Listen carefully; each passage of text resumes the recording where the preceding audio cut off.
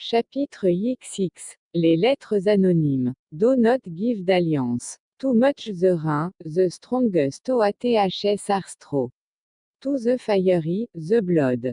Tempest. Comme on quittait le salon sur le minuit, Julien eut le temps de dire à son ami: ne nous voyons pas ce soir, votre mari a des soupçons, je jurerais que.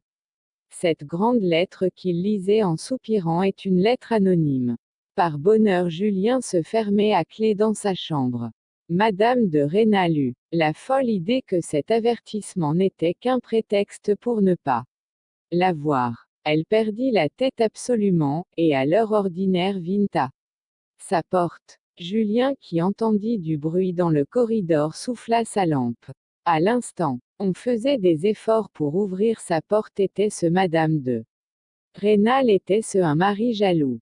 Le lendemain de fort bonne heure, la cuisinière qui protégeait Julien lui apporta un livre sur la couverture duquel il lut ces mots écriant italien, guardata la pagina 130 .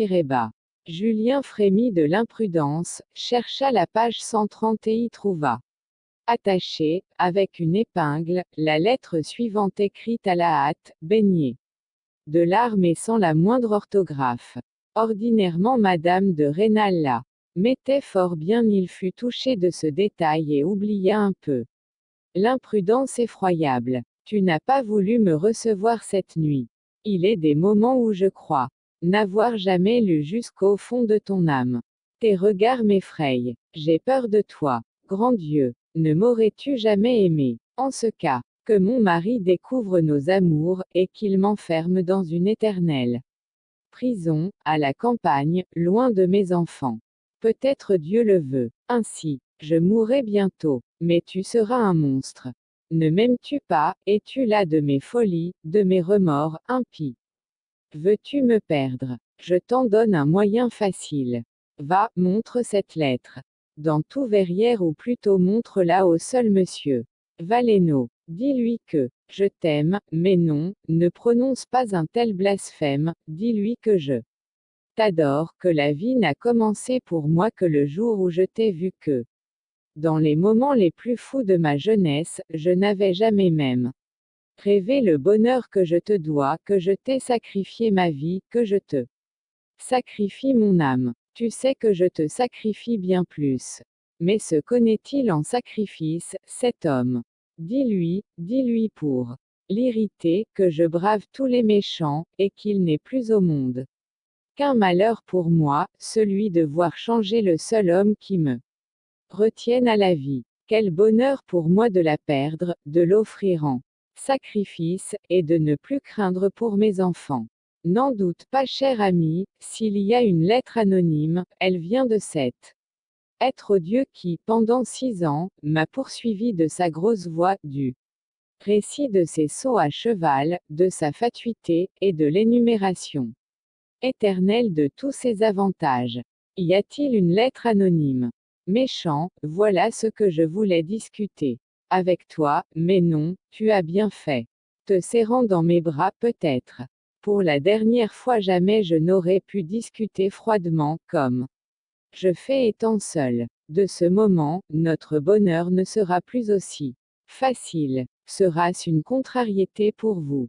Oui, les jours où vous n'aurez pas reçu de Monsieur Fouquet quelques livres amusants. Le sacrifice est fait. Demain, qu'il y ait ou qu'il n'y ait pas de lettre anonyme, moi aussi je dirai à mon mari que j'ai reçu une lettre anonyme et qu'il faut à l'instant te faire un pont d'or, trouver quelque prétexte honnête, et sans délai te renvoyer à tes parents. Et là, cher ami, nous allons être séparés 15 jours, un mois. Peut-être. Va, je te rends justice, tu souffriras autant que moi. Mais, enfin voilà le seul moyen de parer l'effet de cette lettre anonyme. Ce n'est pas la première que mon mari ait reçue, et sur mon compte encore. Et là, combien j'en riais. Tout le but de ma conduite, c'est de faire penser à mon mari que la lettre vient de Monsieur Valenod. Je ne doute pas qu'il n'en soit l'auteur. Si tu quittes la maison, ne manque pas d'aller t'établir à Verrières. Je ferai en sorte que mon mari ait l'idée d'y passer 15 jours pour prouver au sot qu'il n'y a pas de froid entre lui et moi. Une fois à Verrières, lie-toi d'amitié avec tout le monde, même avec les libéraux. Je sais que toutes ces dames te rechercheront. Ne va pas te fâcher avec monsieur Valenod, ni lui couper les oreilles, comme tu disais un jour, fais-lui au contraire toutes tes bonnes grâces. L'essentiel est que l'on croie à Verrières que tu vas entrer chez le Valenod, ou chez tout autre, pour l'éducation des enfants. Voilà ce que mon mari ne souffrira jamais. Dut-il s'y résoudre, eh bien. Au moins tu habiteras Verrières, et je te verrai quelquefois. Mais, enfants qui t'aiment tant iront te voir. Grand Dieu, je sens que j'aime mieux mes enfants, parce qu'ils t'aiment. Quel remords! Comment tout ceci finira-t-il? Je m'égare. Enfin tu comprends ta conduite, sois doux, poli, point méprisant avec ces grossiers personnages, je te le demande à genoux, ils vont être les arbitres de notre sort. Ne doute pas un instant que mon mari ne se conforme à ton égard à ce que lui prescrira l'opinion publique. C'est toi qui vas me fournir la lettre anonyme, arme-toi de patience et d'une paire de ciseaux. Coupez dans un livre les mots que tu vas voir. Colle-les ensuite, avec de la colle à bouche sur la feuille de papier bleuâtre que je t'envoie, elle me vient de monsieur Valenod. Attends-toi à une perquisition chez toi, brûle les pages du livre que tu auras mutilé. Si tu ne trouves pas les mots tout faits, aie la patience de les former. Lettre par lettre. Pour épargner ta peine, j'ai fait la lettre anonyme. Trop courte. Et là, si tu ne m'aimes plus, comme je le crains que la mienne doit te sembler longue. Lettre anonyme. Madame, toutes vos petites menées sont connues, mais les personnes qui ont intérêt à les réprimer sont averties. Par un reste d'amitié pour vous. Je vous engage à vous détacher totalement du petit paysan. Si vous êtes assez sage pour cela, votre mari croira que l'avis qu'il a reçu le trompe, et on lui laissera son erreur. Songez que j'ai votre secret. Tremblez, malheureuse, il faut à cette heure-bas marcher droit-bas devant moi. Dès que tu auras fini de coller les mots qui composent cette lettre, as-tu reconnu les façons de parler du directeur? Sors dans la maison. Je te rencontrerai. J'irai dans le village, et reviendrai avec un visage troublé, je le serai en effet beaucoup. Grand Dieu, qu'est-ce que je hasarde, et tout cela parce que tu as cru deviner une lettre anonyme. Enfin, avec un visage renversé, je donnerai à mon mari cette lettre qu'un inconnu m'aura remise. Toi, va te promener sur le chemin des grands bois avec les enfants, et ne reviens qu'à l'heure du dîner. Du haut des rochers, tu peux voir la tour du Colombier. Si nos affaires vont bien, j'y placerai un mouchoir blanc, dans le cas contraire, il n'y aura rien. Ton cœur, ingrat, ne te fera-t-il pas trouver le moyen de me dire que tu m'aimes, avant de partir pour cette promenade? Quoi qu'il puisse arriver, sois sûr d'une chose, je ne survivrai pas d'un jour à notre séparation définitive. Ah, mauvaise mère. Ce sont deux mots vains que je viens d'écrire là, cher Julien. Je ne les sens pas, je ne puis songer qu'à toi en ce moment, je ne les ai écrits que pour ne pas être blâmé de toi. Maintenant que je me vois au moment de te perdre, à quoi bon dissimuler? Oui, que mon âme te semble atroce, mais que je ne mente pas devant l'homme que j'adore. Je n'ai déjà que trop trompé en ma vie. Va, je te pardonne si tu ne m'aimes plus. Je n'ai pas le temps de relire ma lettre. C'est peu de chose à mes yeux que de payer de la vie les jours heureux que je viens de passer dans tes bras. Tu sais qu'ils me coûteront davantage. Chapitre 20. Dialogue avec un maître. Alas, our frailty is the cause, not we. For such a we are made of, such we be. Twelfth night. Ce fut avec un plaisir d'enfant que pendant une heure Julien assembla des mots. Comme il sortait de sa chambre, il rencontra ses élèves et leur mère. Elle prit la lettre avec une simplicité et un courage dont le calme l'effraya. La colle à bouche est-elle assez séchée? Lui dit-elle. Est-ce là cette femme que le remords rendait si folle? Pensa-t-il. Quels sont ses projets en ce moment? Il était trop fier pour le lui demander. Mais, jamais peut-être, elle ne lui avait plus d'avantage. Si ceci tourne mal, ajouta-t-elle, avec le même sang-froid, on m'ôtera tout. Enterrer ce dépôt dans quelque endroit de la montagne, ce sera peut-être un jour ma seule ressource. Elle lui remit un étui à verre, en maroquin rouge, rempli d'or et de quelques diamants. Partez maintenant, lui dit-elle. Elle embrassa les enfants, et 2 fois le plus jeune. Julien restait immobile. Elle le quitta d'un pas rapide et sans le regarder. Depuis l'instant qu'il avait ouvert la lettre anonyme, l'existence de Monsieur de Rênal avait été affreuse. Il n'avait pas été aussi agité depuis un duel qu'il avait failli avoir en 1816, et, pour lui rendre justice. Alors la perspective de recevoir une balle l'avait rendu moins malheureux. Il examinait la lettre dans tous les sens, n'est-ce pas là? Une écriture de femme, se disait-il. En ce cas, quelle femme l'a écrite? Il passait en revue toutes celles qu'il connaissait à Verrières, sans pouvoir fixer ses soupçons. Un homme aurait-il dicté cette lettre? Quel est cet homme? Ici pareille incertitude, il était jalousé et sans doute haï de la plupart de ceux qu'il connaissait. Il faut consulter ma femme, se dit-il par habitude, en se levant du fauteuil où il était abîmé. À peine levé. Grand Dieu, dit-il, en se frappant la tête, c'est d'elle surtout qu'il faut que je me méfie, elle est mon ennemie en ce moment. Et de colère. Les larmes lui vinrent aux yeux. Par une juste compensation de la sécheresse de cœur qui fait toute la sagesse pratique de la province, les 2 hommes que, dans ce moment, Monsieur de Rênal redoutait le plus, étaient ses 2 amis les plus intimes. Après cela, j'ai 10 amis peut-être, et il les passa en revue, estimant à mesure le degré de consolation qu'il pourrait tirer de chacun. À tous, à tout, s'écria-t-il avec rage, mon affreuse aventure fera le plus extrême plaisir. Par bonheur, il se croyait fort envié, non, sans raison. Outre sa superbe maison de la ville, que le roi de *** venait d'honorer à jamais en y couchant, il avait fort bien arrangé son château de Vergy. La façade était peinte en blanc, et les fenêtres garnies de beaux volets verts. Il fut un instant consolé par l'idée de cette magnificence. Le fait est que ce château était aperçu de 3 ou 4 lieues de distance, au grand détriment de toutes les maisons de campagne ou soi-disant châteaux du voisinage, auxquels on avait laissé l'humble couleur grise donnée par le temps.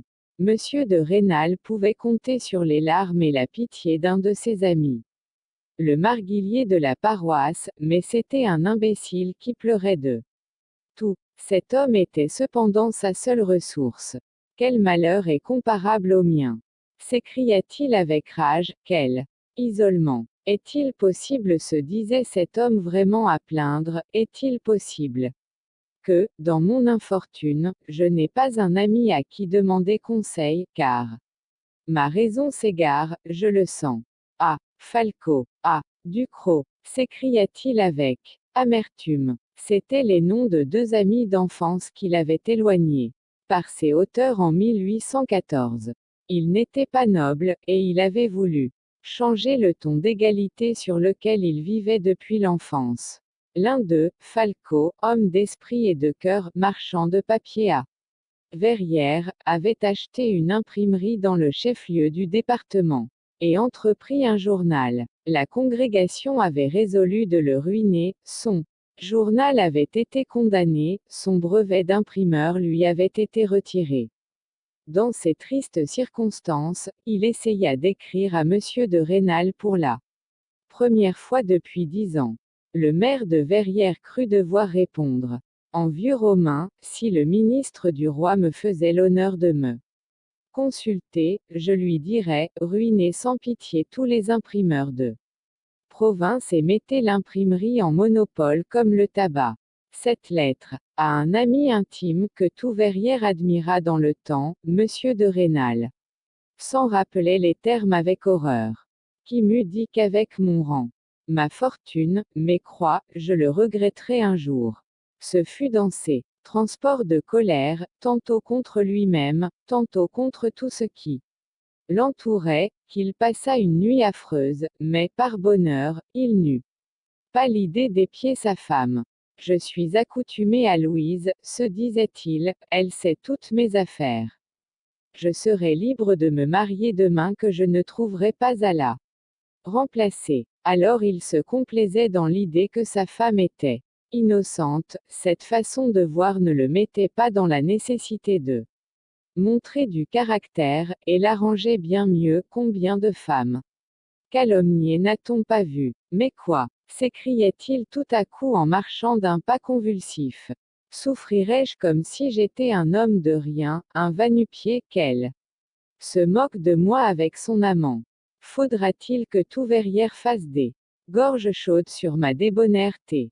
Que n'a-t-on pas dit de Charmier? C'était un mari notoirement trompé du pays. Quand on le nomme, le sourire n'est-il pas sur toutes les lèvres? Il est bon avocat, qui est-ce qui parle jamais de son talent pour la parole? Ah, Charmier, dit-on. Le Charmier de Bernard, on le désigne ainsi le nom de l'homme qui fait son opprobre. Grâce au ciel, disait Monsieur de Rênal dans d'autres moments, je n'ai point de fille, et la façon dont je vais punir la mère ne nuira point à l'établissement de mes enfants. Je puis surprendre ce petit paysan avec ma femme et les tuer tous les deux, dans ce cas le tragique de l'aventure en ôtera peut-être le ridicule. Cette idée lui sourit, il la suivit dans tous ces détails. Le code pénal est pour moi, et quoi qu'il arrive, notre congrégation et mes amis du jury me sauveront. Il examina son couteau de chasse qui était fort tranchant, mais l'idée du sang lui fit peur. Je puis rouer de coups ce précepteur insolent et le chasser, mais quel éclat dans Verrières et même dans tout le département. Après la condamnation du journal de Falco, quand son rédacteur en chef sortit de prison, je contribuai à lui faire perdre sa place de 600 francs. On dit que cet écrivailleur ose se remontrer dans Besançon, il peut me tympaniser avec adresse et de façon à ce qu'il soit impossible de l'amener devant les tribunaux. L'amener devant les tribunaux. L'insole insinuera de 1000 façons qu'il a dit vrai. Un homme bien né, qui tient son rang comme moi, est haï de tous les plébéiens. Je me verrai dans ces affreux journaux de Paris, ô mon Dieu! Quel abîme! Voir l'antique nom de Rênal plongé dans la fange du ridicule. Si je voyage, jamais, il faudra changer de nom quoi. Quitter ce nom qui fait ma gloire et m'a forcé. Quel comble de misère! Si je ne tue pas ma femme, et que je la chasse avec ignominie, elle a sa tante à Besançon, qui lui donnera de la main à la main toute sa fortune. Ma femme ira vivre à Paris avec Julien, on le saura à Verrières, et je serai encore pris pour dupe.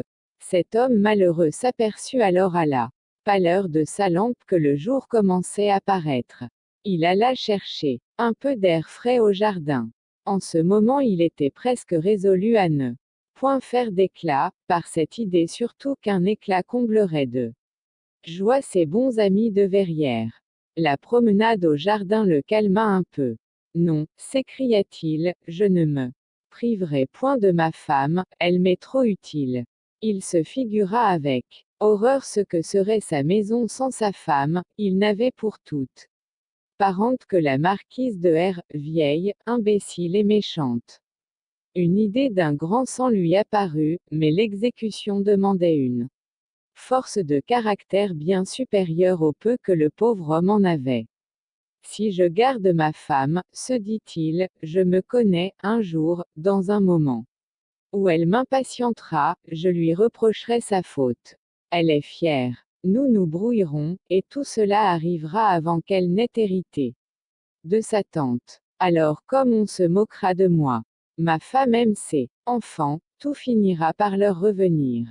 Mais moi, je serai la fable de Verrières. Quoi, diront-ils, il n'a pas su même se venger de sa femme. Ne vaudrait-il pas mieux m'en tenir aux soupçons et ne rien vérifier?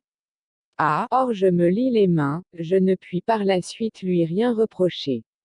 Un instant après monsieur de Rênal, repris par la vanité blessée, se rappelait laborieusement tous les moyens cités au billard du casino ou cercle noble de Verrières, quand quelque beau parleur interrompt la poule pour s'égayer aux dépens d'un mari trompé.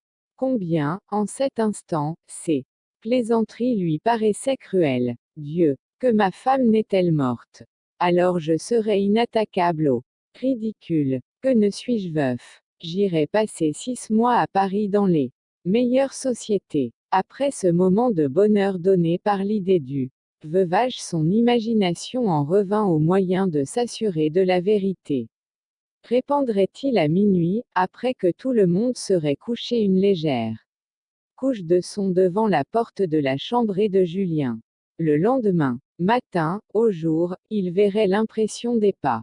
Mais ce moyen ne vaut rien, s'écria-t-il tout à coup avec rage. Cette coquine d'Élisa s'en apercevrait, et l'on saurait bientôt dans la maison que je suis jaloux. Dans un autre conte fait au casino, un mari s'était assuré de sa mésaventure en attachant avec un peu de cire un cheveu qui fermait comme un scellé la porte de sa femme et celle du galant.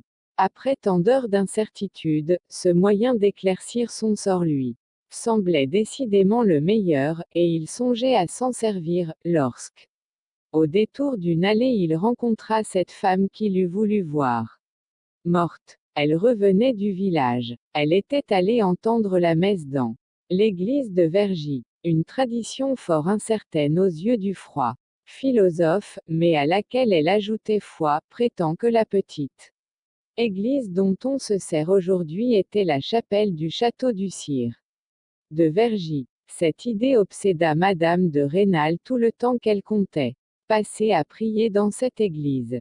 Elle se figurait sans cesse son mari tuant Julien à la chasse, comme par accident, et ensuite le soir lui faisant manger son cœur. Mon sort, se dit-elle, dépend de ce qu'il va penser en m'écoutant.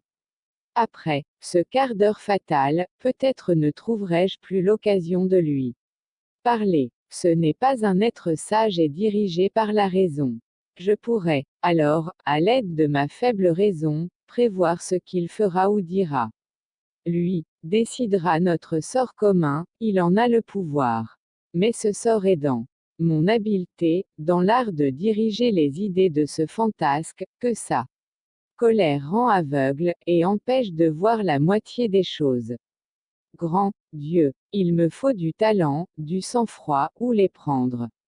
Elle retrouva le calme comme par enchantement en entrant au jardin et voyant de loin son mari. Ses cheveux et ses habits en désordre annonçaient qu'il n'avait pas dormi. Elle lui remit une lettre décachetée mais repliée. Lui, sans l'ouvrir, regardait sa femme avec des yeux fous. Voici une abomination, lui dit-elle, qu'un homme de mauvaise mine, qui prétend vous connaître et vous devoir de la reconnaissance, m'a remise. Comme je pâchais derrière le jardin du notaire.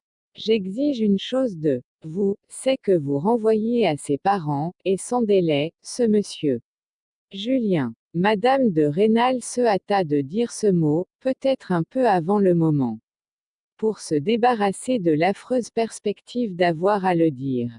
Elle fut saisie de joie en voyant celle qu'elle causait à son mari. À la fixité du regard qu'il attachait sur elle, elle comprit que Julien avait deviné juste. Au lieu de s'affliger de ce malheur fort réel, quel génie, pensa-t-elle, quel tact parfait. Et dans un jeune homme encore sans aucune expérience, à quoi n'arrivera-t-il pas par la suite?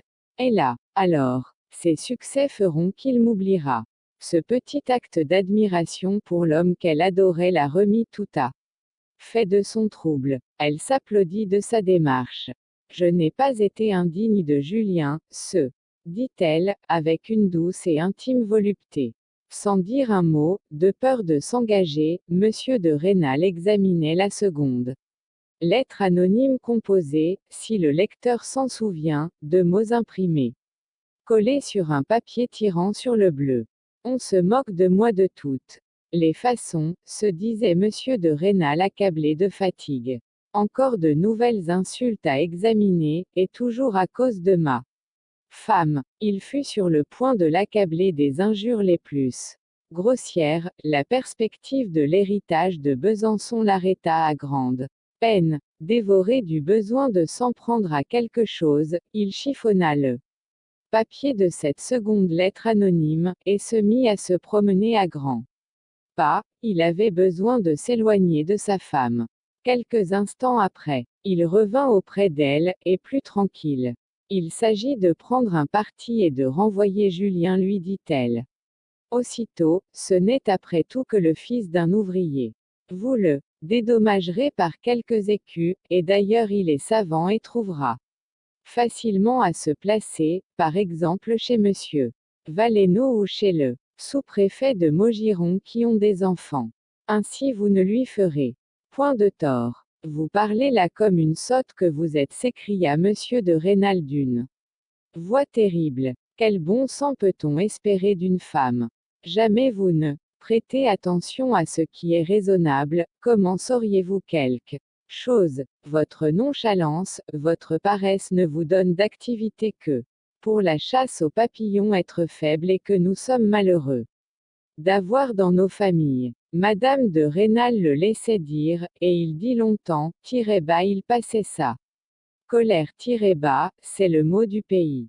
Monsieur, lui répondit-elle enfin, je parle comme une femme outragée dans son honneur, c'est-à-dire dans ce qu'elle a de plus précieux. Madame de Rênal eut un sang-froid inaltérable pendant toute cette pénible conversation, de laquelle dépendait la possibilité de vivre encore sous le même toit avec Julien. Elle cherchait les idées qu'elle croyait les plus propres à guider la colère aveugle de son mari. Elle avait été insensible à toutes les réflexions injurieuses qu'il lui avait adressées, elle ne les écoutait pas, elle songeait alors à Julien.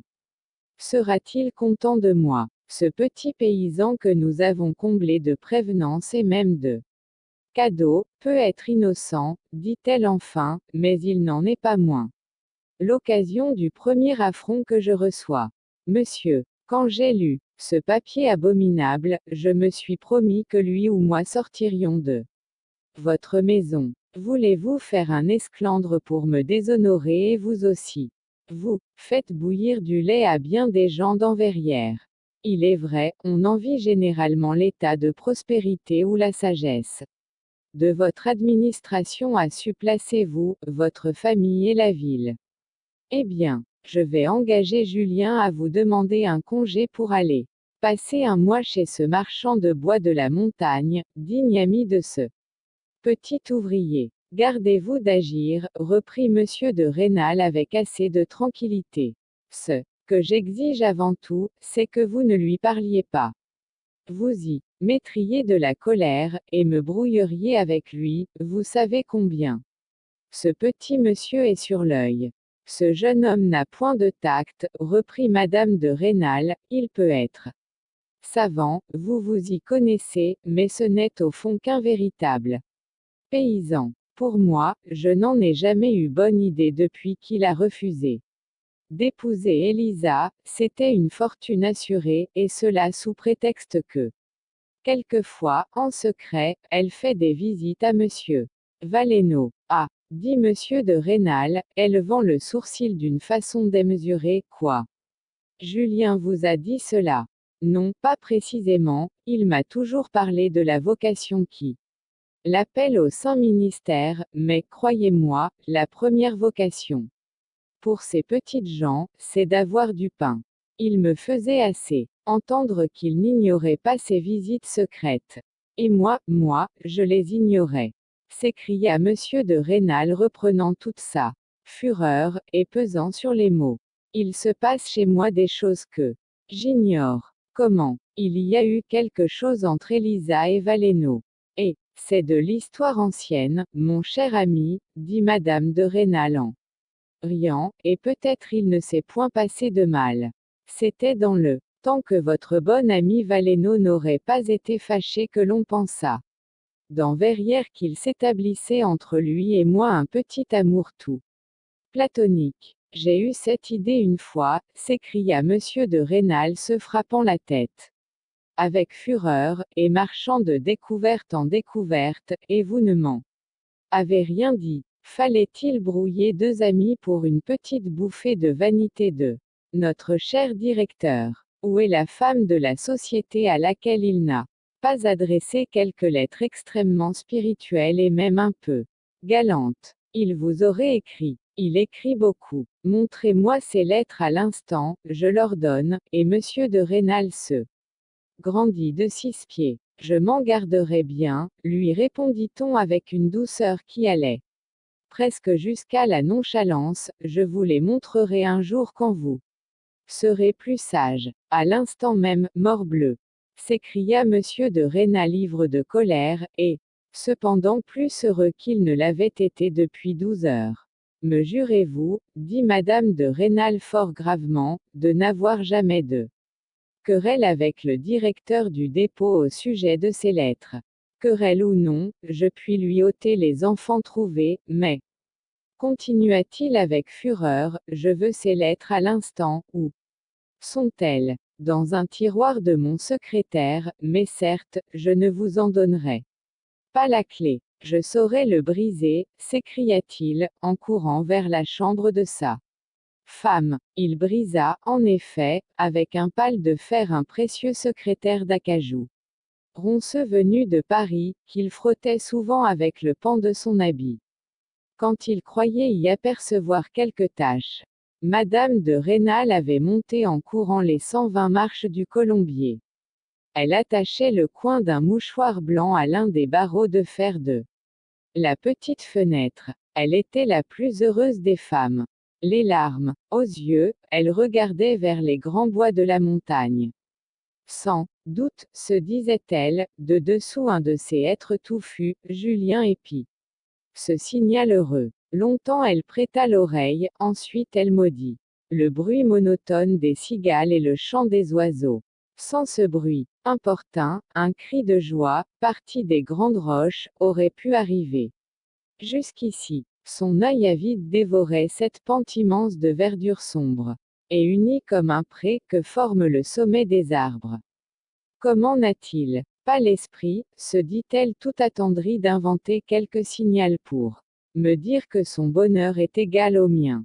Elle ne descendit du Colombier que quand elle eut peur que son mari ne vînt l'y chercher. Elle le trouva furieux. Il parcourait les phrases anodines de monsieur Valenod, peu accoutumé à être lu avec tant d'émotion, saisissant un moment où les exclamations de son mari lui laissaient la possibilité de se faire entendre. J'en reviens toujours à mon idée, dit madame de Rênal, il convient que Julien fasse un voyage. Quelque talent qu'il ait pour le latin, ce n'est, après tout qu'un paysan souvent grossier et manquant de tact, chaque jour croyant être poli, il m'adresse des compliments exagérés et de mauvais goût, qu'il apprend par cœur dans quelques romans. Il n'en lit jamais, s'écria monsieur de Rênal, je m'en suis assuré. Croyez-vous que je sois un maître de maison aveugle et qui ignore ce qui se passe chez lui? Eh bien, s'il ne lit nulle part ces compliments ridicules, il les invente, et c'est encore tant pis pour lui. Il aura parlé de moi sur ce ton dans Verrières, et sans aller si loin, dit madame de Rênal avec l'air de faire une découverte, il aura parlé ainsi devant Élisa, c'est à peu près comme s'il eût parlé devant monsieur Valenod. Ah! S'écria monsieur de Rênal en ébranlant la table et l'appartement par un des plus grands coups de poing qui ait jamais été donné. La lettre anonyme imprimée et les lettres du Valenod sont écrites sur le même papier. Enfin, pensa madame de Rênal, elle se montra atterrée de cette découverte et sans avoir le courage d'ajouter un seul mot, alla s'asseoir au loin sur le divan, au fond du salon. La bataille était désormais gagnée, elle eut beaucoup à faire pour empêcher Monsieur de Rênal d'aller parler à l'auteur supposé de la lettre. Anonyme. Comment ne sentez-vous pas que faire une scène, sans preuve suffisante, à Monsieur Valenod, est la plus insigne des maladresses?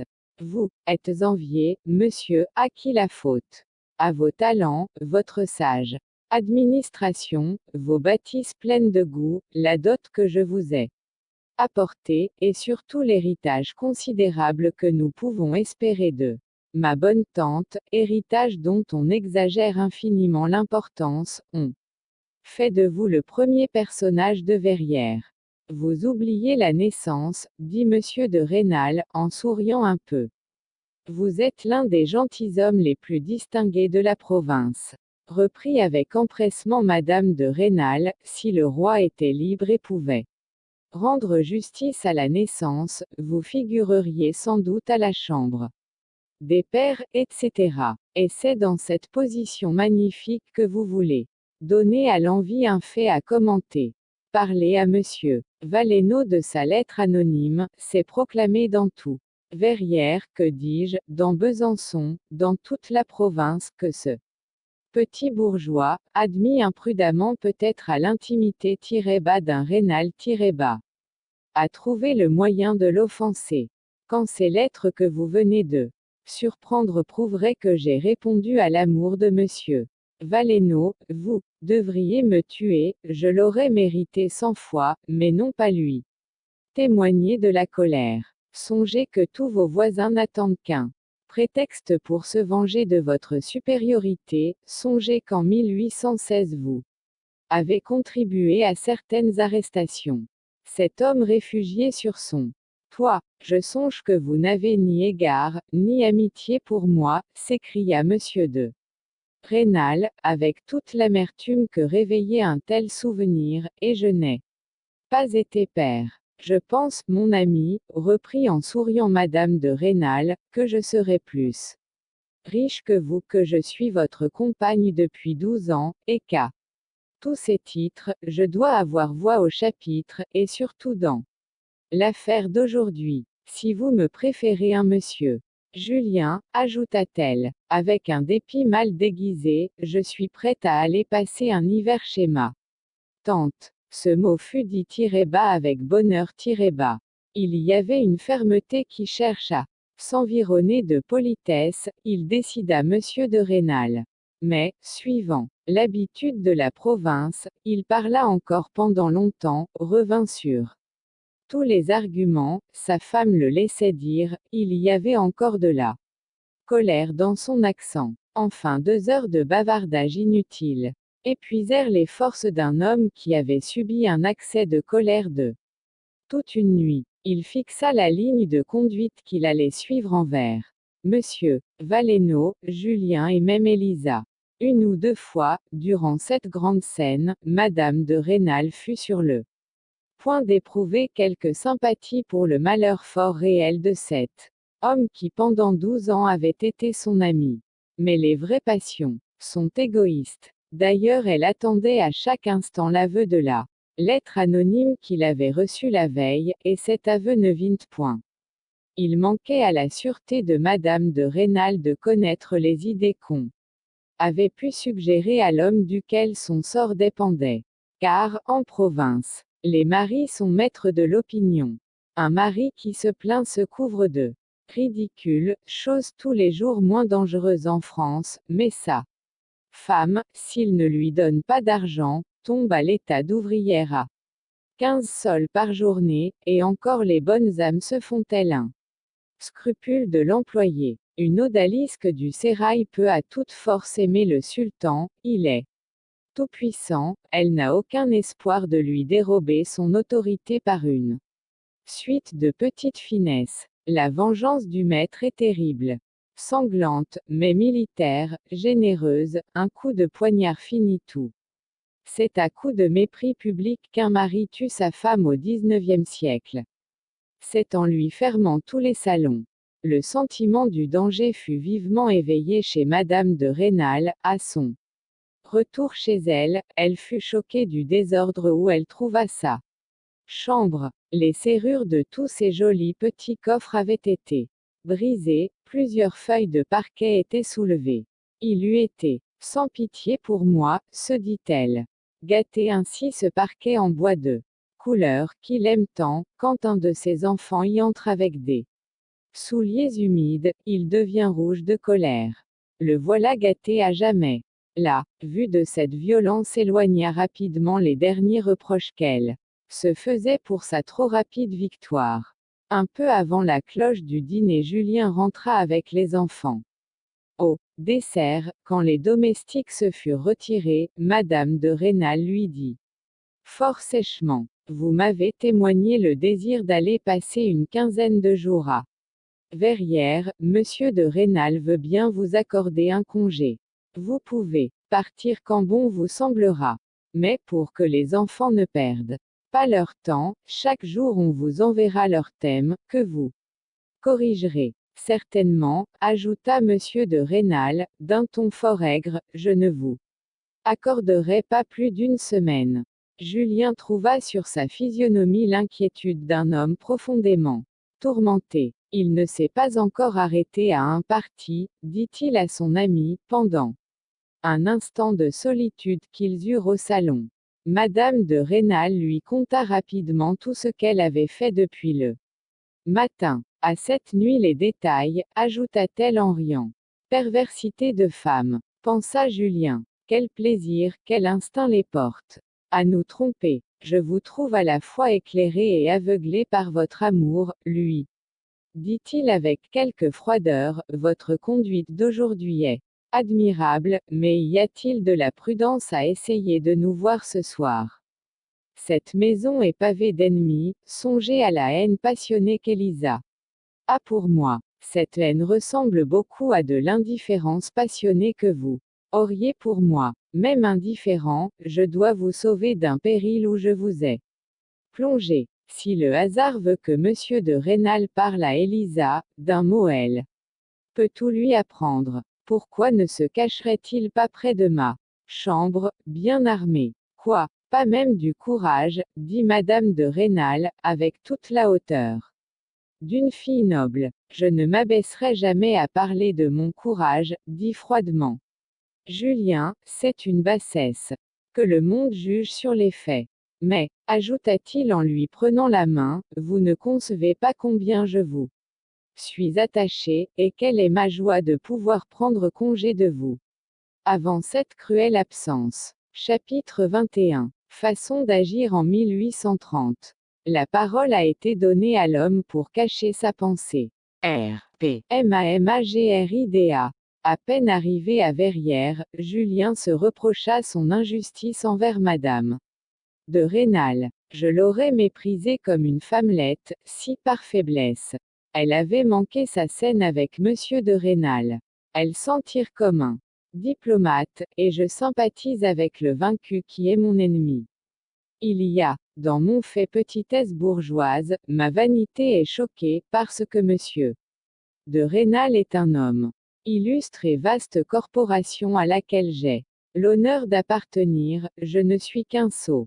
Monsieur Chélan avait refusé les logements que les libéraux les plus considérés du pays lui avaient offerts à l'envi lorsque sa destitution le chassa du presbytère. Les 2 chambres qu'il avait louées étaient encombrées par ses livres. Julien, voulant montrer à Verrières ce que c'était qu'un prêtre, alla prendre chez son père une douzaine de planches de sapin, qu'il porta lui-même sur le dos tout le long de la grande rue. Il emprunta des outils à un ancien camarade, et eut bientôt bâti une sorte de bibliothèque dans laquelle il rangea les livres de monsieur Chélan. Je te croyais corrompu par la vanité du monde, lui disait le vieillard, pleurant de joie, voilà qui rachète bien l'enfantillage de ce brillant uniforme de garde d'honneur qui t'a fait tant d'ennemis. Monsieur de Rênal avait ordonné à Julien de loger chez lui. Personne ne soupçonna ce qui s'était passé. Le 3e jour après son arrivée, Julien vit monter jusque dans sa chambre un non moindre personnage que monsieur le sous-préfet de Maugiron. Ce ne tut qu'après 12 grandes heures de Bavardage insipide et de grandes jérémiades sur la méchanceté des hommes, sur le peu de probité des gens chargés de l'administration des deniers publics, sur les dangers de cette pauvre France, etc., etc. que Julien vit poindre enfin le sujet de la visite. On était déjà sur le palier de l'escalier, et le pauvre précepteur à demi disgracié reconduisait avec le respect convenable le futur préfet de quelque heureux département, quand il plut à celui-ci de s'occuper de la fortune de Julien, de louer sa modération en affaires d'intérêt, etc., etc. Enfin monsieur de Maugiron le serrant dans ses bras de l'air le plus paterne, lui proposa de quitter monsieur de Rênal et d'entrer chez un fonctionnaire qui avait des enfants à tirer bas éduqués tirer bas, et qui, comme le roi Philippe, remercierait le ciel, non pas tant de les lui avoir donnés que de les avoir fait naître dans le voisinage de monsieur Julien, leur précepteur, jouirait de 800 francs d'appointements payables non pas de mois en mois, ce qui n'est pas noble, dit monsieur de Maugiron, mais par quartier. Et toujours d'avance. C'était le tour de Julien, qui, depuis 1 heure et demie, attendait la parole avec ennui. Sa réponse fut parfaite, et surtout longue comme un mandement, elle laissait tout entendre, et cependant ne disait rien. Nettement, on y eût trouvé à la fois du respect pour monsieur de Rênal, de la vénération pour le public de Verrières et de la reconnaissance pour l'illustre sous-préfet. Ce sous-préfet étonné de trouver plus jésuite que lui essaya vainement d'obtenir quelque chose de précis. Julien, enchanté, saisit l'occasion de s'exercer, et recommença sa réponse en d'autres termes. Jamais ministre éloquent, qui veut user la fin d'une séance où la Chambre a l'air de vouloir se réveiller, n'a moins dit en plus de paroles. À peine monsieur de Maugiron sortit, Julien se mit à rire comme un fou. Pour profiter de sa verve jésuitique, il écrivit une lettre de 9 pages à monsieur de Rênal, dans laquelle il lui rendait compte de tout ce qu'on lui avait dit, et lui demandait humblement conseil. Ce coquin ne m'a pourtant pas dit le nom de la personne qui fait l'offre.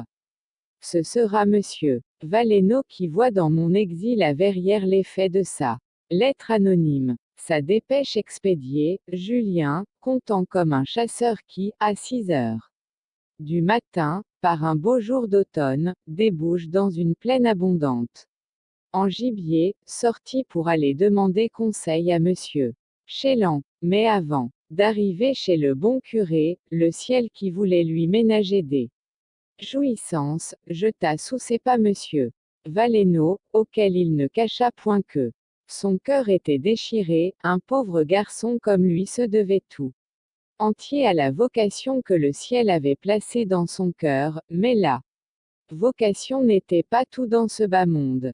Pour travailler dignement à la vigne du Seigneur, et n'être pas tout à fait indigne de tant de savants collaborateurs, il fallait l'instruction, il fallait passer au séminaire de Besançon 2 années bien dispendieuses, il devenait donc indispensable et l'on pouvait dire que c'était en quelque sorte un devoir de faire des économies, ce qui était bien plus facile sur un traitement de 800 francs payés par quartier qu'avec 600 francs qu'on mangeait de mois en mois. D'un autre côté, le ciel, en le plaçant auprès des jeunes de Rênal, et surtout en lui inspirant pour eux un attachement spécial, ne semblait-il pas lui indiquer qu'il n'était pas à propos d'abandonner cette éducation pour une autre. Julien atteignit un tel degré de perfection dans ce genre d'éloquence, qui a remplacé la rapidité d'action de l'Empire, qu'il finit par s'ennuyer lui-même par le son de ses paroles.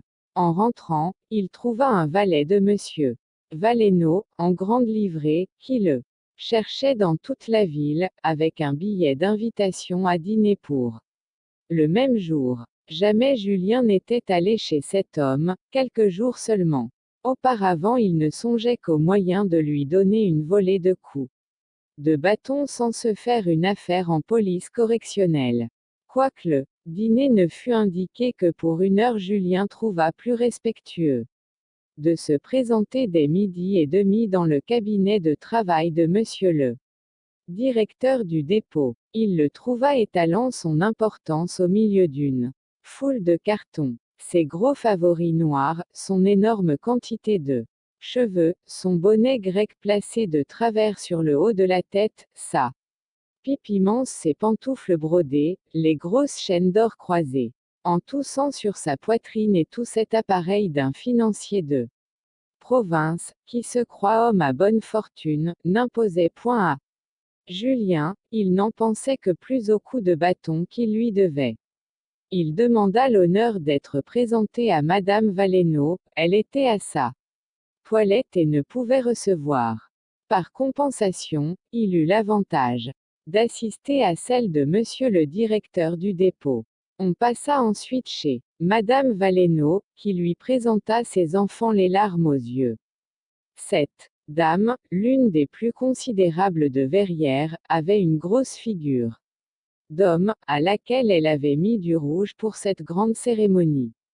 Elle y déploya tout le pathos maternel. Julien pensait à Madame de Rênal. Sa méfiance ne le laissait guère susceptible que de ce genre de souvenirs qui sont appelés par les contrastes, mais alors il en était saisi jusqu'à l'attendrissement. Cette disposition fut augmentée par l'aspect de la maison du directeur du dépôt. On la lui fit visiter. Tout y était magnifique et neuf, et on lui disait le prix de chaque meuble. Mais Julien y trouvait quelque chose d'ignoble et qui sentait l'argent volé. Jusqu'aux domestiques. Tout le monde y avait l'air d'assurer sa contenance contre le mépris. Le percepteur des contributions, l'homme des impositions indirectes, l'officier de gendarmerie, et 2 ou 3 autres fonctionnaires publics arrivèrent avec leurs femmes. Ils furent suivis de quelques libéraux riches. On annonça le dîner. Julien, déjà fort mal disposé, vint à penser que de l'autre côté du mur de la salle à manger, se trouvaient de pauvres détenus, sur la portion de viande desquels on avait peut-être grivelé pour acheter tout ce luxe de mauvais goût dont on voulait l'étourdir. Ils ont faim peut-être en ce moment, se dit-il à lui-même, sa gorge se serra, il lui fut impossible de manger et presque de parler. Ce fut bien. Puis un quart d'heure après, on entendant de loin en loin quelques accents d'une chanson populaire et, il faut l'avouer, un peu ignoble, que chantait l'un des reclus. Monsieur Valenod regarda un de ces gens en grande livrée, qui disparut, et bientôt on n'entendit plus chanter. Dans ce moment, un valet offrait à Julien du vin du Rhin, dans un verre vert. Et Madame Valenod avait soin de lui faire observer que ce vin coûtait 9 francs la bouteille prise sur place. Julien, tenant son verre vert, dit à Monsieur Valenod, on ne chante plus cette vilaine chanson. Parbleu, je le crois bien, répondit le directeur triomphant, j'ai fait imposer silence aux gueux. Ce mot fut trop fort pour Julien, il avait les manières, mais non pas encore le cœur de son état. Malgré toute son hypocrisie si souvent exercée, il sentit une grosse larme couler le long de sa joue. Il essaya de la cacher avec le verre vert, mais il lui fut absolument impossible de faire honneur au vin du Rhin. Tirer bas l'empêchait de chanter. Tirer bas ce, disait-il à lui-même, ô mon Dieu. Et tu le souffres. Par bonheur, personne ne remarqua son attendrissement de mauvais ton. Le percepteur des contributions avait entonné une chanson royaliste.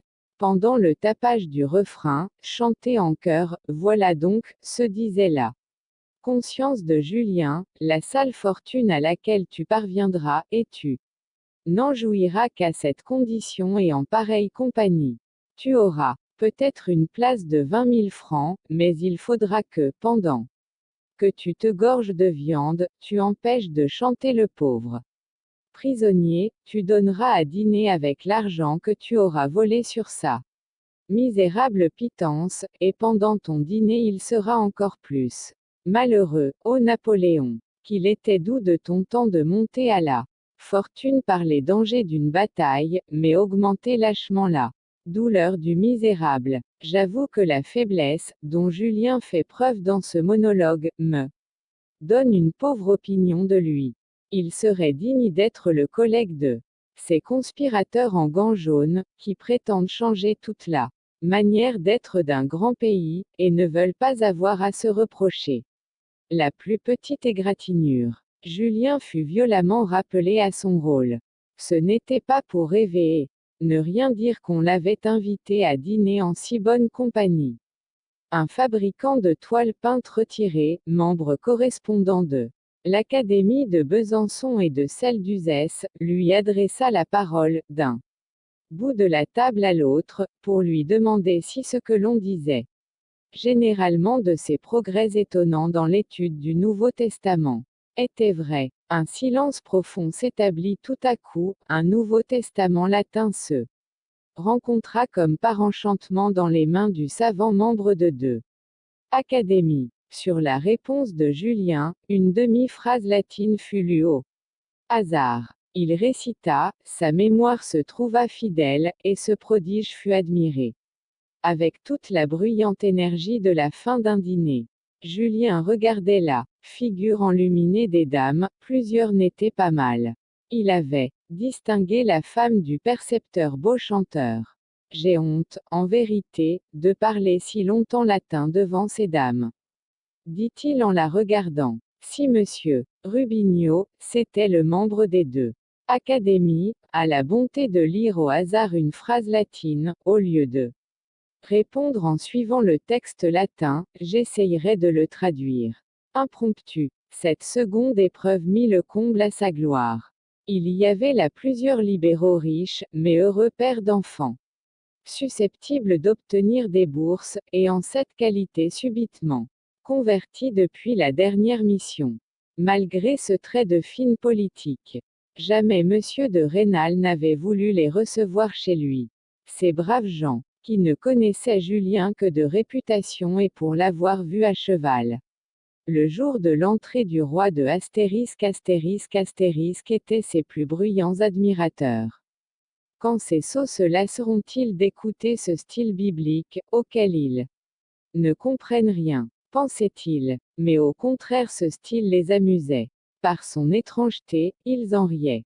Mais Julien se lassa. Il se leva gravement comme 6 heures sonnaient et parla d'un chapitre de la nouvelle théologie de Ligorio qu'il avait à apprendre pour le réciter le lendemain à monsieur Chélan. Car mon métier, ajouta-t-il, agréablement est de faire réciter des leçons et d'en réciter moi-même. On rit beaucoup, on admira, tel est l'esprit à l'usage de Verrières.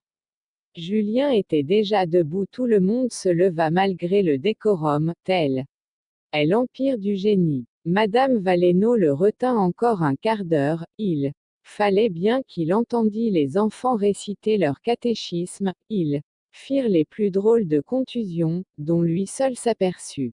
Il n'eut garde de les relever. Quelle ignorance des premiers principes de la religion, pensait-il. Il saluait enfin et croyait pouvoir s'échapper. Mais il fallut essuyer une fable de La Fontaine. Cet auteur est bien immoral, dit Julien à madame Valenod, certaines fables sur messire Jean Chouart osent déverser le ridicule sur ce qu'il y a de plus vénérable. Il est vivement blâmé par les meilleurs commentateurs. Julien reçut avant de sortir 4 ou 5 invitations à dîner. Ce jeune homme fait honneur au département, s'écriaient tous à la fois les convives fort égayés. Ils allèrent jusqu'à parler d'une pension votée sur les fonds communaux, pour le mettre à même de continuer ses études à Paris. Pendant que cette idée imprudente faisait retentir la salle à manger, Julien avait gagné lestement la porte cochère. Ah, canaille, canaille, s'écria-t-il à voix basse 3 ou 4 fois de suite, en se donnant le plaisir de respirer l'air frais. Il se trouvait tout aristocrate en ce moment, lui qui, pendant longtemps, avait été tellement choqué du sourire dédaigneux et de la supériorité hautaine qu'il découvrait au fond de toutes les politesses qu'on lui adressait chez monsieur de Rênal. Il ne put s'empêcher de sentir l'extrême différence. Oublions même, se disait-il en s'en allant, qu'il s'agit d'argent volé aux pauvres détenus, et encore qu'on empêche de chanter. Jamais monsieur de Rênal s'avisa-t-il de dire à ses hôtes le prix de chaque bouteille de vin qu'il leur présente. Et ce monsieur Valenod, dans l'énumération de ses propriétés, qui revient sans cesse, il ne peut parler de sa maison, de son domaine, etc., si sa femme est présente. Sans dire ta maison, ton domaine. Cette dame, apparemment si sensible au plaisir de la propriété, venait de faire une scène abominable, pendant le dîner, à un domestique qui avait cassé un verre à pied et dépareillé une de ses douzaines, et ce domestique avait répondu avec la dernière insolence. Quel ensemble, se disait Julien, il me donnerait la moitié de tout ce qu'ils volent, que je ne voudrais pas vivre avec eux.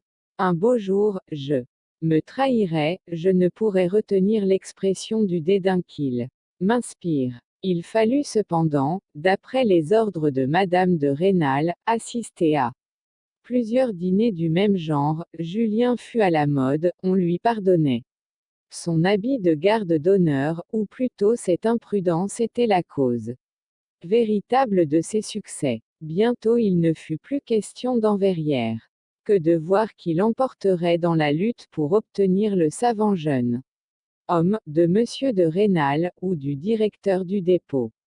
Ces messieurs formaient, avec monsieur Maslon, un triumvirat qui, depuis nombre d'années tyrannisait la ville. On jalousait le maire, les libéraux avaient à s'en plaindre, mais après tout il était noble et fait pour la supériorité, tandis que le père de monsieur Valenod ne lui avait pas laissé 600 livres de rente. Il avait fallu passer pour lui de la pitié pour le mauvais habit vert pomme que tout le monde lui avait connu dans sa jeunesse, à l'envie pour ses chevaux normands, pour ses chaînes d'or, pour ses habits venus de Paris, pour toute sa prospérité actuelle. Dans le flot de ce monde nouveau pour Julien, il crut découvrir un honnête homme. Il était géomètre, s'appelait Gros, et passait pour jacobin. Julien, s'étant voué à ne jamais dire que des choses qui lui semblait fausse à lui-même, fut obligé de s'en tenir aux soupçons à l'égard de monsieur Gros. Il recevait de Vergy de gros paquets de thèmes. On lui conseillait de voir souvent son père, il se conformait à cette triste nécessité. En un mot, il raccommodait assez bien sa réputation. Lorsqu'un matin il fut bien surpris de se sentir réveillé par deux mains qui lui fermaient les yeux. C'était Madame de Rênal, qui avait fait un voyage à la ville, et qui, montant les escaliers 4 à 4, et laissant ses enfants occupés d'un lapin favori qui était du voyage, était parvenue à la chambre de Julien un instant avant eux. Ce moment fut délicieux, mais bien court. Madame de Rênal avait disparu quand les enfants arrivèrent avec le lapin qu'ils voulaient montrer à leur ami. Julien fit bon accueil à tout même au lapin. Il lui semblait retrouver sa famille, il sentit qu'il aimait ses enfants, qu'il se plaisait à jaser avec eux. Il était étonné de la douceur de leur voix, de la simplicité et de la noblesse de leur petite façon. Il avait besoin de laver son imagination de toutes les façons d'agir vulgaires, de toutes les pensées désagréables au milieu desquelles il respirait à Verrières. C'était toujours la crainte de manquer, c'était toujours le luxe et la misère se prenant aux cheveux. Les gens chez qui il dînait, à propos de leur rôti, faisaient des confidences humiliantes pour eux, et nauséabondes pour qui les entendait. Vous autres nobles, vous avez raison d'être fiers, disait-il à Madame de Rênal. Et il lui racontait tous les dîners qu'il avait subis. Vous êtes donc à la mode. Et elle riait de bon cœur en songeant au rouge que Madame Valenod se croyait obligée de mettre toutes les fois qu'elle attendait Julien. Je crois qu'elle a des projets sur votre cœur, ajoutait-elle. Le déjeuner fut délicieux. La présence des enfants, quoique gênant en apparence, dans le fait augmentait le bonheur commun. Ces pauvres enfants ne savaient comment témoigner leur joie de revoir Julien. Les domestiques n'avaient pas manqué de leur conter qu'on lui offrait 200 francs de plus, pour éduquer les petits Valénaux. Au milieu du déjeuner, Stanislas Xavier, encore pâle de sa grande maladie, demanda tout à coup à sa mère combien valait son couvert d'argent et le gobelet dans lequel il buvait. Pourquoi cela? Je veux les vendre pour en donner le prix à monsieur Julien, et qu'il ne soit pas bas en restant avec nous. Julien l'embrassa, les larmes aux yeux. Sa mère pleurait tout à fait. Pendant que Julien, qui avait pris Stanislas sur ses genoux, lui expliquait qu'il ne fallait pas se servir de ce mot dupe, qui, employé dans ce sens, était une façon de parler de laquais. Voyant le plaisir qu'il faisait à Madame de Rênal, il chercha à expliquer par des exemples pittoresques, qui amusaient les enfants, ce que c'était qu'être dupe. Je comprends, dit Stanislas, c'est le corbeau qui a la sottise de laisser tomber son fromage, que prend le renard qui était un flatteur. Madame de Rênal, folle de joie, couvrait ses enfants de baisers, ce qui ne pouvait guère se faire sans s'appuyer un peu sur Julien. Tout à coup la porte s'ouvrit, c'était monsieur de Rênal. Sa figure sévère et mécontente fit un étrange contraste avec la douce joie que sa présence chassait. Madame de Rênal pâlit, elle se sentait hors d'état de rien nier. Julien saisit la parole et parlant très haut, se mit à raconter à monsieur le maire le trait du gobelet d'argent que Stanislas voulait vendre. Il était sûr que cette histoire serait mal accueillie.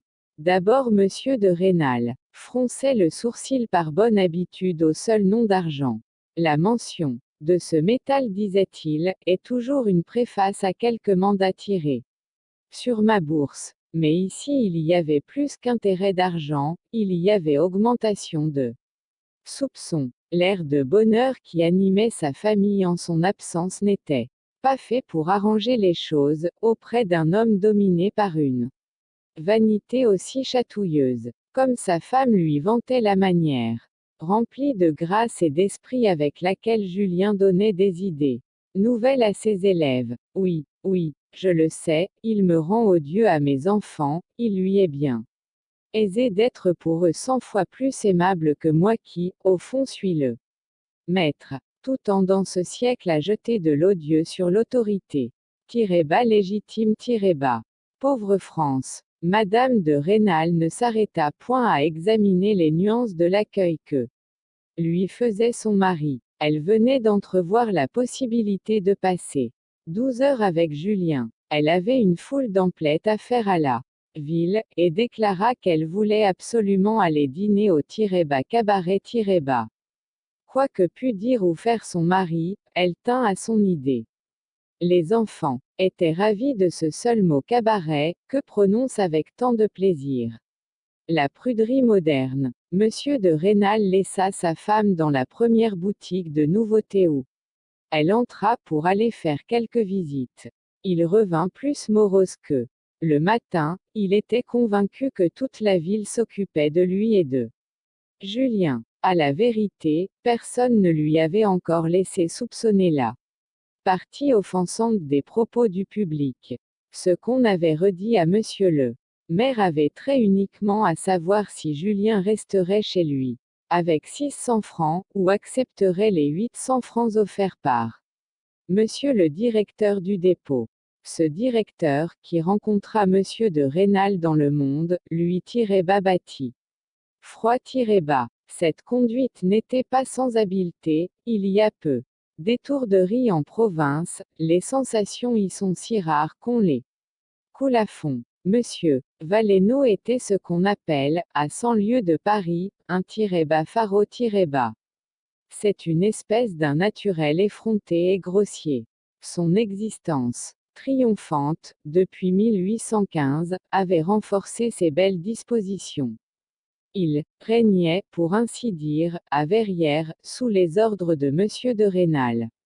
mais beaucoup plus actif, ne rougissant de rien, se mêlant de tout, sans cesse allant, écrivant, parlant, oubliant les humiliations, n'ayant aucune prétention personnelle. Il avait fini par balancer le crédit de son maire aux yeux du pouvoir ecclésiastique. Monsieur Valenod avait dit en quelque sorte aux épiciers du pays: donnez-moi les deux plus sots d'entre vous, aux gens de loi, indiquez-moi les deux plus ignares, aux officiers de santé, désignez-moi les deux plus charlatans. Quand il avait eu rassemblé les plus effrontés de chaque métier, il leur avait dit: régnons ensemble. Les façons de ces gens la blessaient monsieur de Rênal. La grossièreté du Valenod n'était offensée de rien, pas même des démentis que le petit abbé Malon ne lui épargnait pas en public. Mais, au milieu de cette prospérité, monsieur Valenod avait besoin de se rassurer, par de petites insolences de détail contre les grosses vérités qu'il sentait bien que tout le monde était en droit de lui adresser. Son activité avait redoublé depuis les craintes que lui avait laissées la visite de monsieur Appert. Il avait fait 3 voyages à Besançon, il écrivait plusieurs lettres chaque courrier, il en envoyait d'autres par des inconnus qui passaient chez lui à la tombée de la nuit. Il avait eu tort, peut-être, de faire destituer le vieux curé Chélan, car cette démarche vindicative l'avait fait regarder, par plusieurs dévotes de bonne naissance, comme un homme profondément méchant. D'ailleurs, ce service rendu l'avait mis dans la dépendance absolue de monsieur le grand vicaire de Frilair, et il en recevait d'étranges commissions. Sa politique en était à ce point, lorsqu'il céda au plaisir d'écrire une lettre anonyme. Pour surcroît d'embarras, sa femme lui déclara qu'elle voulait avoir Julien chez elle. Sa vanité s'en était coiffée. Dans cette position, monsieur Valenod prévoyait une scène décisive avec son ancien confédéré monsieur de Rênal. Celui-ci lui adresserait des paroles dures, ce qui lui était assez égal, mais il pouvait écrire à Besançon et même à Paris. Un cousin de quelque ministre pouvait tomber tout à coup à Verrières, et prendre le dépôt de mendicité. Monsieur Valenod pensa à se rapprocher des libéraux. C'est pour cela que plusieurs étaient invités au dîner où Julien récita. Il aurait été puissamment soutenu contre le maire, mais des élections pouvaient survenir, et il était trop évident que le dépôt et un mauvais vote étaient incompatibles. Le récit de cette politique, fort bien devinée par madame de Rênal, avait été fait à Julien pendant qu'il lui donnait le bras pour aller d'une boutique à l'autre. Et peu à peu les avait entraînés au cours de la fidélité, où ils passèrent plusieurs heures, presque aussi tranquilles qu'à Vergy. Pendant ce temps, monsieur Valenod essayait d'éloigner une scène décisive avec son ancien patron, en prenant lui-même l'air audacieux envers lui. Ce jour-là, ce système réussit, mais augmenta l'humeur du maire. Jamais la vanité aux prises avec tout ce que le petit amour de l'argent peut avoir de plus âpre et de plus mesquin n'ont mis un homme dans un plus piètre état que celui où se trouvait monsieur de Rênal, en entrant au cabaret. Jamais, au contraire, ses enfants n'avaient été plus joyeux et plus gais. Ce contraste acheva de le piquer. Je suis de trop dans ma famille, à ce que je puis voir, dit-il en entrant, d'un ton qu'il voulut rendre imposant. Pour toute réponse, sa femme le prit à part, et lui exprima la nécessité d'éloigner Julien. Les heures de bonheur qu'elle venait de trouver lui avaient rendu l'aisance et la fermeté nécessaires pour suivre le plan de conduite qu'elle méditait depuis 15 jours. Ce qui achevait de troubler de fond en comble le pauvre maire de Verrières, c'est qu'il savait que l'on plaisantait publiquement dans la ville sur son attachement pour l'espèce. Monsieur Valenod était généreux comme un voleur, et lui, il s'était conduit d'une manière plus prudente que brillante dans les 5 ou 10 dernières quêtes pour la confrérie de Saint-Joseph, pour la congrégation de la Vierge, pour la congrégation du Saint-Sacrement. etc., etc., etc. Parmi les hobereaux de Verrières et des environs adroitement classés sur le registre des frères collecteurs d'après le montant de leur offrande, on avait vu plus d'une fois le nom de Monsieur de Rênal occuper la dernière ligne. En vain disait-il que lui ne tirait bas gagnait rien tirait bas. Le clergé ne badine pas sur cet article. Chapitre 22. Chagrin d'un fonctionnaire. Il piacere di alzar la testa tutto l'anno accent grave ben pagato. Da certi quarti d'orace bisogna passar. Casti. Mais laissons ce petit homme à ses petites craintes. Pourquoi a-t-il pris dans sa maison un homme de cœur tandis qu'il lui fallait l'âme d'un valet? Que ne sait-il choisir ses gens? La marche ordinaire du XIXe siècle est que, quand un être puissant et noble rencontre un homme de cœur, il le tue, l'exile, l'emprisonne ou l'humilie tellement que l'autre a la sottise d'en mourir de douleur. Par hasard ici, ce n'est pas encore l'homme de cœur qui souffre. Le grand malheur des petites villes de France et des gouvernements par élection comme celui de New York, c'est de ne pas pouvoir oublier qu'il existe au monde des êtres comme Monsieur de Rênal. Au milieu d'une ville de 20 000 habitants, ces hommes font l'opinion publique, et l'opinion publique est terrible dans un pays qui a la charte. Un homme doué d'une âme noble, généreuse, et qui eût été votre ami, mais qui habite à 100 lieues, juge de vous par l'opinion publique de votre ville, laquelle est faite par les sots que le hasard a fait naître noble, riche et modéré. Malheur à qui se distingue. Aussitôt après le dîner, on repartit pour Vergy, mais, dès le surlendemain, Julien vit revenir toute la famille à Verrières. Une heure ne s'était pas écoulée, qu'à son grand étonnement, il découvrit que Madame de Rênal lui faisait mystère de quelque chose. Elle interrompait ses conversations avec son mari dès qu'il paraissait et semblait presque désirer qu'il s'éloignât. Julien ne se fit pas donner 2 fois cet avis. Il devint froid et réservé. Madame de Rênal s'en aperçut et ne chercha pas d'explication. Va-t-elle me donner un successeur? Pensa Julien. Avant-hier encore, si intime avec moi. Mais on dit que c'est ainsi que ces grandes dames en agissent. C'est comme les rois, jamais plus de prévenance qu'au ministre qui, en rentrant chez lui, va trouver sa lettre de disgrâce. Julien remarqua que dans ces conversations, qui cessaient brusquement à son approche, il était souvent question d'une grande maison appartenant à la commune de Verrières, vieille, mais vaste et commode, et située vis-à-vis l'église, dans l'endroit le plus marchand de la ville. Que peut-il y avoir de commun entre cette maison et un nouvel amant? Disait Julien. Dans son chagrin, il se répétait ces jolis vers de François Ier, qui lui semblaient nouveaux, parce qu'il n'y avait pas un mois que Madame de Rênal les lui avait appris. Alors par combien de serments, par combien de caresses chacun de ces vers n'était-il pas démenti? Souvent femme varie, bien folle qui s'y fit. Monsieur de Rênal partit en poste pour Besançon. Ce voyage se décida en 2 heures, il paraissait fort tourmenté. Au retour, il jeta un gros paquet couvert de papier gris sur la table. Voilà cette affaire, dit-il à sa femme.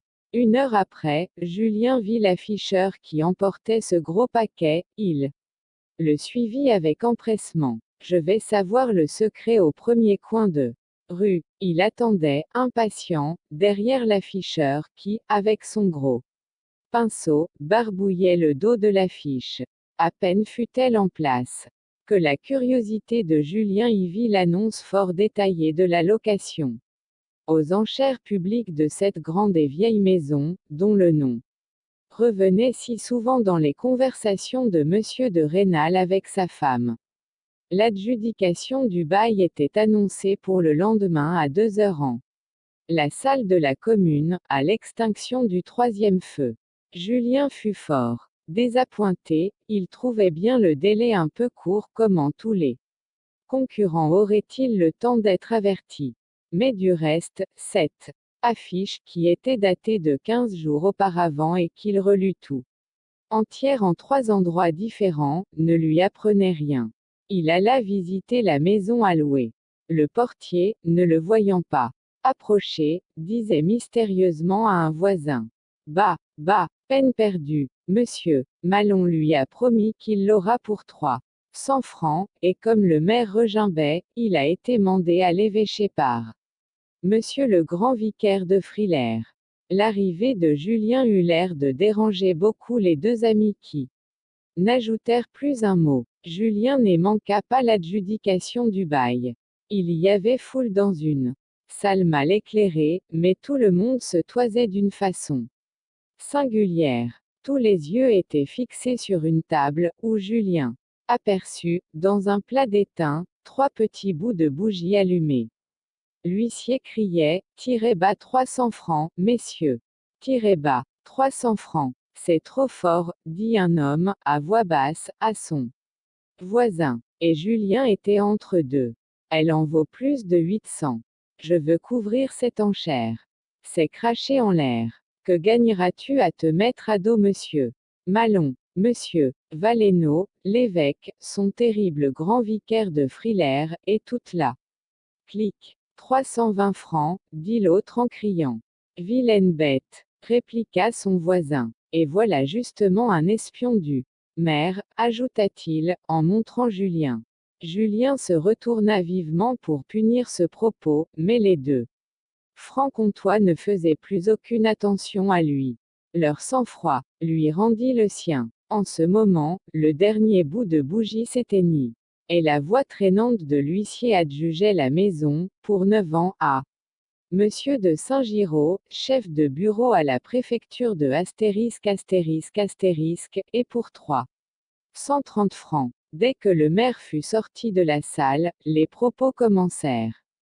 Voilà 30 francs que l'imprudence de Grosjean vaut à la commune, disait l'un. Mais monsieur de Saint-Giraud, répondait-on, se vengera de Grosjean, il l'a sentira passer. Quelle infamie, disait un gros homme à la gauche de Julien, une maison dont j'aurais donné, moi, 800 francs pour ma fabrique, et j'aurais fait un bon marché.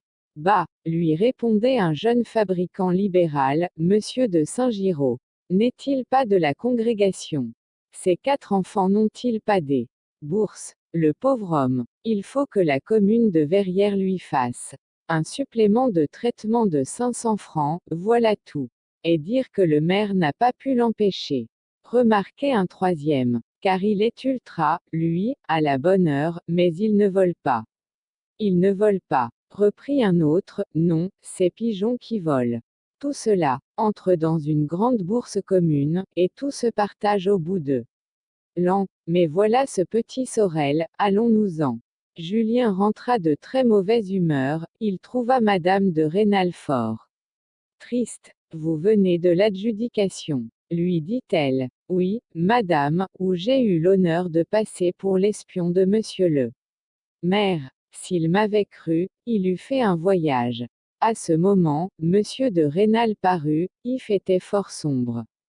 Le dîner se passa, sans mot dire. Monsieur de Rênal ordonna à Julien de suivre les enfants à Vergy, le voyage fut triste.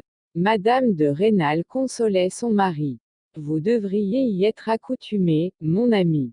Le soir, on était assis en silence, autour du foyer domestique, le bruit du hêtre enflammé était la seule distraction. C'était un des moments de tristesse qui se rencontrent dans les familles les plus unies. Un des enfants s'écria joyeusement. On sonne, morbleu. Si c'est monsieur de Saint-Giraud qui vient me relancer sous prétexte de remerciement, s'écria le maire, je lui dirai son fait, c'est